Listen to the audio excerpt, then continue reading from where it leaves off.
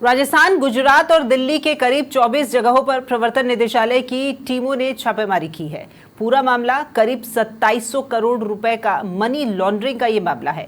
राजस्थान के सीकर, जयपुर, जोधपुर, झुंझुनू सहित गुजरात के अहमदाबाद और दिल्ली में भी कार्रवाई की जा रही है। जानकारी के मुताबिक ये रेड नेक्सा एवरग्रीन नाम के प्रोजेक्ट में हुई धोखाधड़ी की जांच को लेकर के है। प्रोजेक्ट में पैसे लगाने वालों को कंपनी की ओर से एक समय बाद फ्लैट जमीन या फिर ज्यादा रेट पर पैसे वापस लौटाने का भरोसा दिया जाता था। इस केस में राजस्थान पुलिस ने भी कई लोगों के खिलाफ एफआईआर दर्ज की थी। मनी लॉन्ड्रिंग एक्ट के तहत सर्च ऑपरेशन की कार्रवाई भी अब की जा रही है। तो ईडी ने पीएमएलए एक्ट के तहत ये मुकदमा दर्ज कर लिया है। ईडी की ये बड़ी कार्रवाई राजस्थान में ही नहीं, गुजरात और दिल्ली में भी कार्रवाई जारी है। एक साथ छापेमारी की गई है।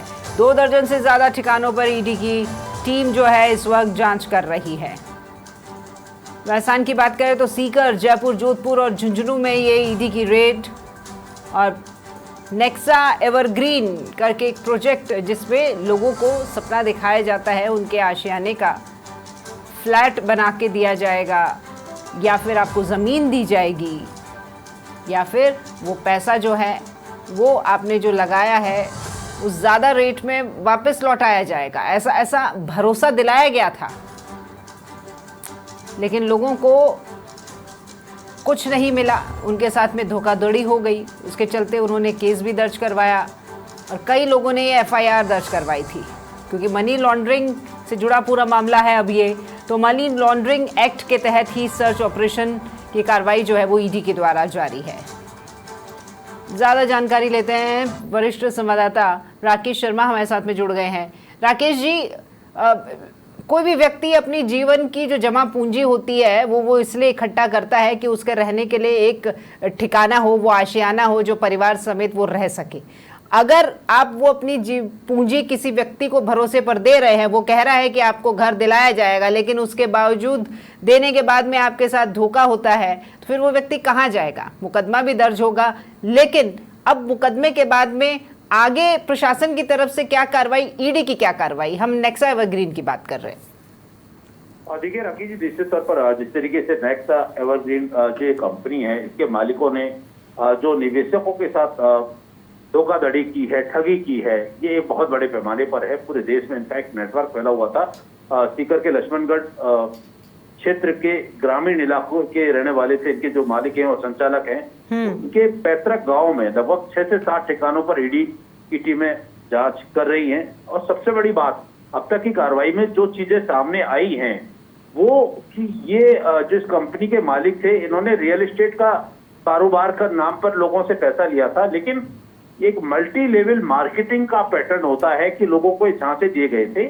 कि उनको इतने कम समय में इतना रिटर्न दे दिया जाएगा और इतने भूखंड, यानी प्रलोभन और झांसे में लेने के लिए बहुत बड़े बड़े वादे किए थे। और चूंकि कई रसूखदार लोग जो है इनके साथ जुड़े हुए थे और एक बहुत बड़ा नेटवर्क इन्होंने बनाया था और लोगों को झांसे में देने के लिए जब उन्होंने निवेश किया, निवेश के बाद कुछ राशि उनको लौटाई भी। कुछ ऐसे एग्जाम्पल पेश किए कि ये जो कंपनी है बहुत बड़ी कंपनी है और बहुत अच्छे से मुनाफा दे सकती है। तो लोग इनके झांसे में आए और बहुत बड़े पैमाने पर निवेश इन्होंने लोगों से ले लिया। और उसके बाद जिस तरीके से कंपनी के जो मैनेजमेंट है उसने 4-2 के तहत लोगों को पैसा ठगा और ठगने के बाद इनकी जो सेल कंपनियां थी उन कंपनियों को बंद किया गया। तो अब ईडी ने ओवरऑल इन जो लोगों से ठगी के जरिए पैसा लिया है, मल्टी लेवल मार्केटिंग के पैटर्न पर जो पैसा इन्होंने कमाया है, जो कंपनियां इन्होंने बनाई और उन कंपनियों के जरिए ये पूरा जो एक स्कैंडल रचा था उसके काफी अहम सबूत जुटाए हैं। क्योंकि राज्य सरकार की एजेंसियां राज्य तक की जांच करने के लिए सीमित थी, लेकिन ईडी ने पूरे कई राज्यों में ये कंपनी अहमदाबाद में रजिस्टर्ड हुई और वहां इनका कारोबार भी था। गुजरात में भी इनका बहुत बड़ा कारोबार था। तो सभी राज्यों से जहां जहां इनका नेटवर्क था वहां से साक्ष्य एकत्रित किए जा रहे हैं और बहुत बड़े लेवल पर जो है इस पर शिकंजा कसने की तैयारी है। क्योंकि राज्य सरकार की एजेंसियों ने जो पहले कार्रवाई की थी, जो राजस्थान पुलिस में एवरग्रीन कंपनी के खिलाफ जो मुकदमे दर्ज हुए थे, वो सभी एफआईआर भी ईडी के अधिकारियों ने ली है और अभी जांच चल रही है। सभी ठिकानों पर अभी ईडी की टीमें जांच में जुटी हुई है। ठीक है राकेश जी, आपने बात की थी कि ये जो कंपनी के मालिक है ये इनका जो मेल मिलाप है रसूखदारों से था। देखिए, कोई भी व्यक्ति अगर कहीं पैसा लगाता है तो उसमें वो सबसे पहले ये देखता है कि कोई प्रतिष्ठित ऐसा व्यक्ति जो कि सामाजिक रूप से जिसको लोग जानते पहचानते हों, ऐसा कोई चेहरा होता है तो स्वतः ही आदमी का विश्वास बन जाता है और वो पैसा लगा देता है। उसको उम्मीद होती है कि भाई यहाँ हम पैसा लगा रहे हैं, जाने माने व्यक्ति है तो अपना पैसा डूबेगा नहीं, हम मकान चाहते हैं तो मकान मिलेगा और अगर नहीं हो पाया तो पैसा वापस आएगा। क्योंकि ये जो नेक्सा एवरग्रीन का था और झुंझुनू जिला जो है, यहाँ पर ज्यादातर पुलिस के अधिकारी, सेना से जुड़े हुए लोग, सरकारी कर्मचारी जो कि रिटायर हुए हुए हैं, वो भी अपनी रिटायरमेंट पे जो उनको पैसा मिलता है उन्होंने भी लगाया यहाँ इसी में नेक्सा ग्रीन में कि चलो रिटायरमेंट के बाद में हम परिवार के साथ हंसी खुशी रहेंगे। ऐसे भी कई लोगों का पैसा लगा हुआ है इसमें। बिल्कुल देखिए राखी जी, और ये जो जांच एजेंसी है उसको इस बात के पुख्ता सबूत भी मिले हैं कि बहुत सारे सेना के रिटायर्ड अधिकारी जिन्होंने देश की आन मान शान बचाकर अपनी मेहनत के जरिए जो वो अपनी तनख्वाह लेकर के आए थे, उन्होंने अपनी जीवन की पूरी पूंजी यहाँ लगाई। जो सरकारी लोक सेवक हैं, राजस्थान पुलिस हो या दूसरी जो रक्षा सेवाओं से जुड़े अधिकारी हैं, पदाधिकारी हैं या सेवानिवृत्त अधिकारी हैं, उन्होंने भी यहाँ पर बहुत बड़े पैमाने पर निवेश किया था। बहुत बड़ा पैसा उनका लगा हुआ है। निश्चित तौर पर चूंकि इस कंपनी ने जो लोगों को अपने झांसे में लेने के लिए ताना बाना बुना, तो कई प्रतिष्ठित लोगों को इन्होंने वहां पर अपनी स्कीम में उनको शामिल किया और उनका काम एक नंबर में करके दिया। और ऐसी संख्या मुश्किल से 0.1% कस्टमर थे इनके, लेकिन उससे लोगों में विश्वास बना कि भाई बड़े बड़े लोग इनके साथ जुड़े हैं, अगर उनके साथ चीटिंग होगी तो निश्चित तौर पर। लेकिन ऐसे लोगों का काम इन लोगों ने, चूंकि बाकी जनता को झांसे में लेने के लिए एक उदाहरण के तौर पर पेश किया था। बाकी जनता के साथ जो चीटिंग हुई है बहुत बड़ी चीटिंग है।